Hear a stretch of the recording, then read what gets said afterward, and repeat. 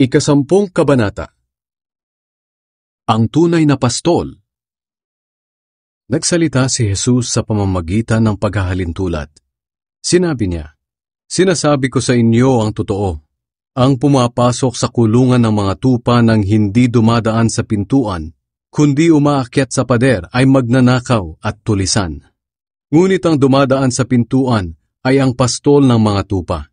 Pinapapasok siya ng tagapagbantay sa pintuan at kilala ng mga tupa ang boses niya. Tinatawag niya ang mga tupa sa kani-kanilang pangalan at inilalabas sa kulungan. Kapag nailabas na niya ang mga tupa, nauunas siya sa kanila at sumusunod naman ang mga tupa dahil kilala nila ang boses niya. Ngunit hindi nila susundin ang iba. Sa halip ay agad pa nga nila itong lalayuan dahil hindi nila kilala ang boses nito." Sinabi ni Jesus sa mga tao ang paghahalintulad na ito, pero hindi nila naintindihan ang ibig niyang sabihin. Si Jesus ang mabuting pastol.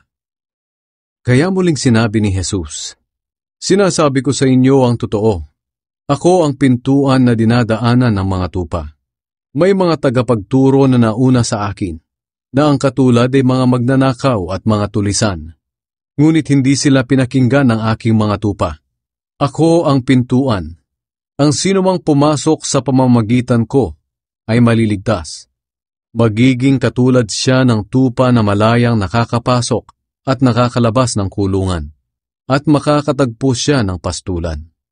Dumarating ang magnanakaw para lang magnakaw, pumatay at mangwasak. Ngunit dumating ako upang magkaroon ng mga tao ng buhay na ganap. Ako ang mabuting pastol, at ang isang mabuting pastol ay handang mag-alay ng kanyang buhay para sa kanyang mga tupa. Hindi siya katulad ng bayarang pastol ng mga tupa, sapagkat ang ganitong tagapagbantay ay tumatakas at iniiwan ng mga tupa kapag nakakita ng asong lobo na paparating. Kaya sinasalakay ng lobo ang mga tupa at nagkakawatak-watak sila. Tumatakas siya dahil bayaran lang siya at walang malasakit sa mga tupa. Ako ang mabuting pastol.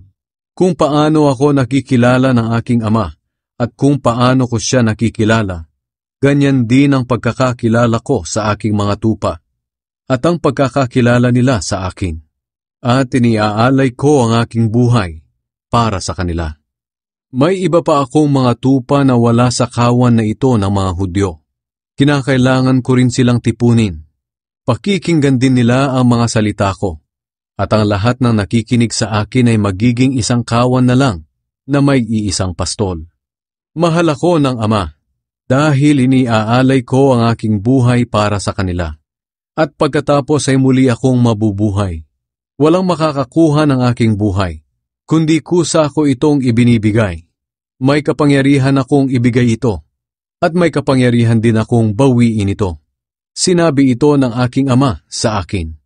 Dahil sa sinabing ito ni Jesus, nagkaroon na naman ng pagtatalo ang mga Hudyo. Marami sa kanila ang nagsasabi, "Baliw siya at sinasaniban ng masamang espiritu. Bakit niyo siya pinapakinggan?" Pero sinabi naman ng iba, "Hindi makakapagturo ng ganyan ang sinasaniban ng masamang espiritu. At isa pa, paano siya makakapagpagaling ng bulag kung totoong sinasaniban nga siya?" Itinakwil ng mga Hudyo si Jesus. Sumapit ang pagdiriwang ng pista ng pagtatalaga ng templo sa Jerusalem. Taglamig na noon at naglalakad si Jesus sa bahagi ng templo na kung tawagin ay balkonahe ni Solomon. Pinalibutan siya ng mga Hudyo at sinabi sa kanya, "Hanggang kailan mo ililihim sa amin kung sino ka talaga? Kung ikaw nga ang Kristo, tapatin mo na kami." Sumagot si Jesus sa kanila, "Sinabi ko na sa inyo kung sino ako. Pero ayaw naman ninyong maniwala. Ang mga ginawa kong himala sa pangalan ng aking Ama ang nagpapatunay kung sino ako.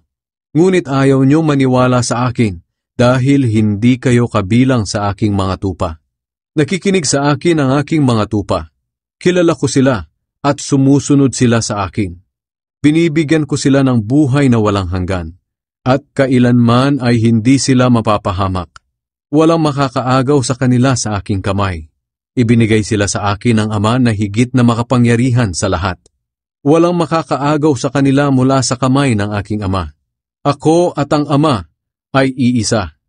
Nang marinig ito ng mga Hudyo, muli silang dumampot ng mga bato para batuhin siya. Pero sinabi sa kanila ni Jesus, "Ipinakita ko sa inyo ang maraming mabubuting gawa na ipinapagawa sa akin ng Ama. Alin sa mga ito ang dahilan kung bakit niyo ako babatuhin?" Sumagot sila, "Hindi ka namin babatuhin dahil sa mabubuti mong gawa, kundi dahil sa paglapastangan mo sa Diyos. Sapagkat sinasabi mong ikaw ay Diyos, gayong tao ka lang." Sumagot si Jesus, "Hindi ba't nakasulat sa kautusan na sinabi ng Diyos na kayo'y mga Diyos? At hindi natin maaaring balewalain ang kasulatan.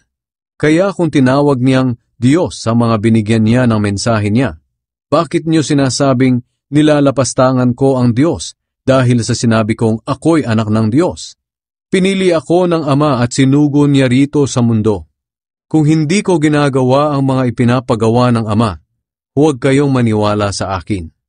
Ngunit kung ginagawa ko ang mga ipinapagawa ng aking Ama, kahit ayaw niyong maniwala sa akin, paniwalaan niyo ang mga ginawa ko, upang maunawaan niyo na ang Ama ay nasa akin, at ako ay nasa aking Ama." Tinangka na naman nilang dakpin si Jesus, pero nakatakas siya. Bumalik si Jesus sa kabila ng ilog ng Jordan, sa lugar na pinagbautismohan noon ni Juan. Nanatili siya roon at maraming tao ang pumunta sa kanya. Sinabi nila, "Wala ngang ginawang himala si Juan, pero totoong lahat ang sinabi niya tungkol sa taong ito." At marami sa mga naroon ang sumampalataya kay Jesus.